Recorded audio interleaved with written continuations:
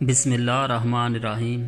میری دوستوں سے گزارش ہے کہ ویڈیو کو لائک کریں، شیئر کریں اور چینل کو سبسکرائب کر دیں، ساتھ میں بیل آئیکن کا بٹن بھی دبا دیں تاکہ نئے آنے والی ویڈیوز آپ تک پہنچتے رہیں۔ شخص تاج و تخت کا مالک ہو کر دنیا پر اپنا قانون نافذ کرنے کا حق نہیں رکھتا۔ تاج و تخت خود غرض انسانوں کے تراشے ہوئے بت ہیں، اور وہ قانون جو صرف ان بتوں کی عظمت کو برقرار رکھنے کے لیے بنایا گیا ہو انسانوں کو ہمیشہ دو جماعتوں میں تقسیم کرتا ہے، ایک ظالم، دوسرا مظلوم۔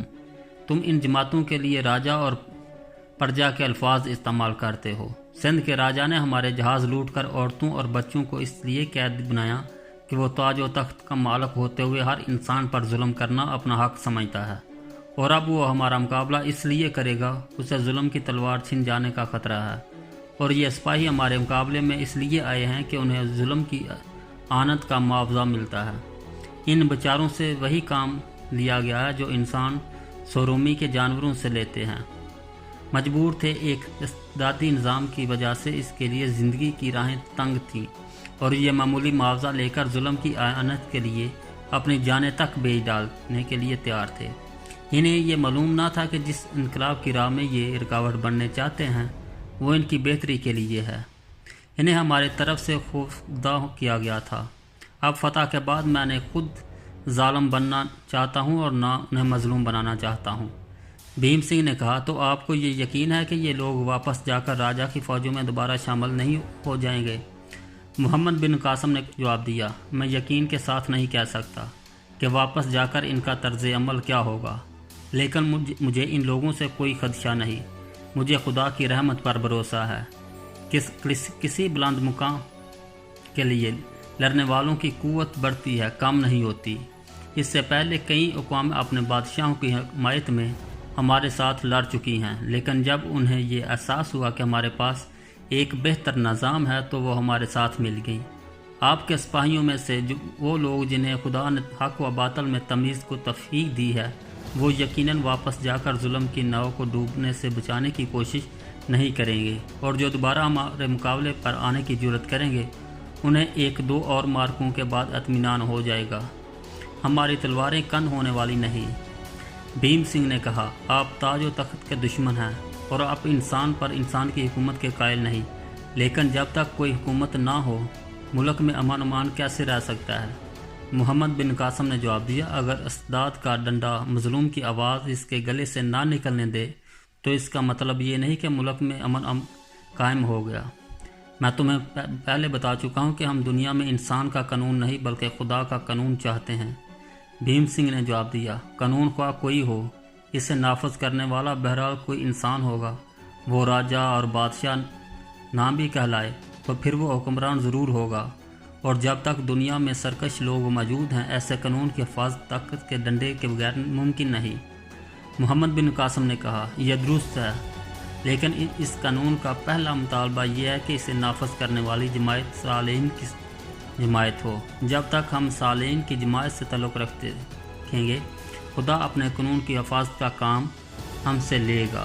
کل اگر ہمارے ملک سے کوئی قوم صالحین کی جماعت بن جائے تو اس قانون کے نفاذ کے لیے ذمہ داری وہ سنبھالے گی، لیکن طاقت کا ڈنڈا اسے اپنے اقتدار کی حفاظت کے لیے نہیں بلکہ اس قانون کی حفاظت کے لیے استعمال کرنے کی اجازت ہوگی۔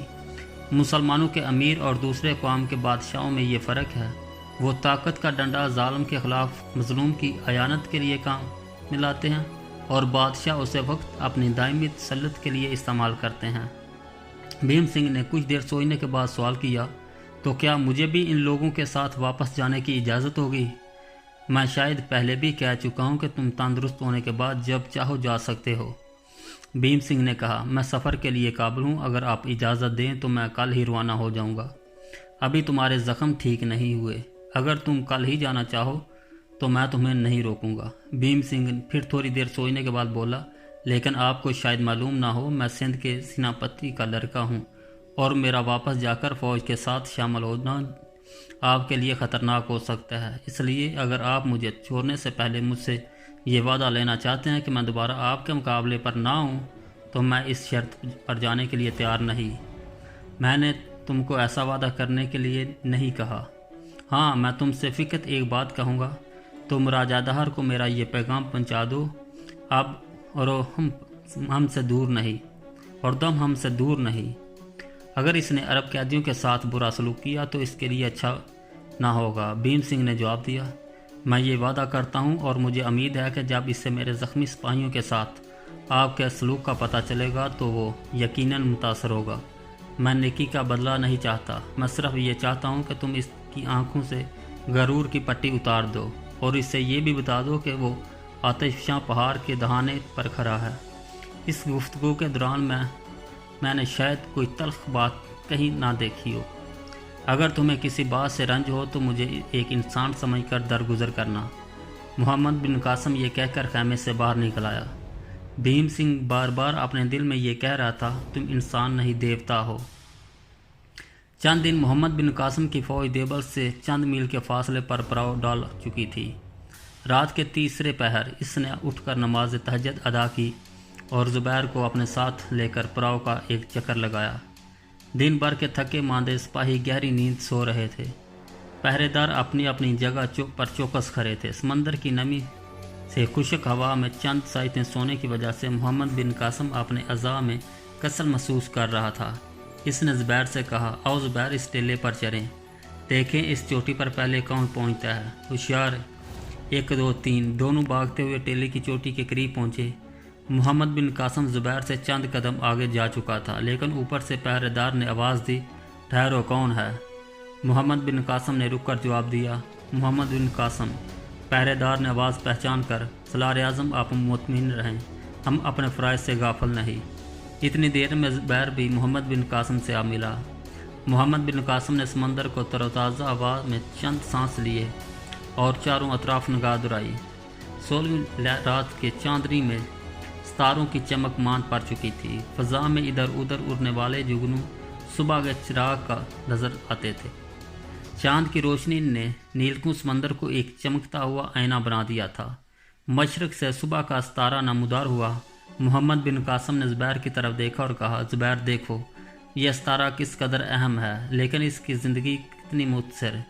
ये दुनिया को हर सुबह आफताब की आमद का पैगाम देने के बाद रुपोश हो जाता है, बल्कि यूँ कहना चाहिए कि सूरज के चेहरे से तारीख का नकाब उड़कर अपने चेहरे पर डाल लेता है। लेकिन इसके बावजूद जो हिम्मत उसे हासिल है वो दूसरे सितारों को हासिल नहीं। अगर ये भी दूसरे सितारों की तरह तमाम रात चमकता तो हमारी निगाहों में इसका रुतबा इस कदर बुलंद ना होता।